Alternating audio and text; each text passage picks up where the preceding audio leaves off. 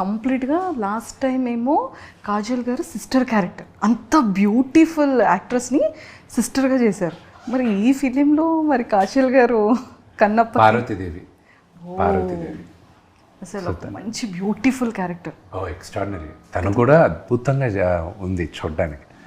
నాకు ఎడిటింగ్ రూమ్లో కూడా చూసినప్పుడు కూడా నేను మెసేజ్లు పెట్టేవాడిని, థ్యాంక్ యూ సో మచ్ నువ్వు ఈ క్యారెక్టర్ యాక్సెప్ట్ చేసిన దానికి. పార్వతీదేవిలాగా నాకు నేను అనుకున్న పార్వతీదేవిలాగా ఉన్నాను అది నేను చెప్పాను. సో మీరు ఎలా డిజైన్ చేసుకున్నారు అంటే లైక్ స్టోరీ మీకు నరేట్ చేసి? నాకు శివుడు పార్వతి వరకు ఎలాగ అనుకున్నానంటే, మా అమ్మ నాన్న నేను చిన్నప్పుడు వాళ్ళు 30s ఉన్నారు, వాళ్ళు అలా చిలిపిగా మాట్లాడుకొని ఎలా వాళ్ళు బ్యాంటర్ చేసుకుంటూ వాళ్ళిద్దరి మధ్యన కాన్వర్జేషన్ ఎలా ఉందో అలాగే ఉండాలి శివుడు పార్వతీల మధ్యన అనేది నేను అనుకున్నాను.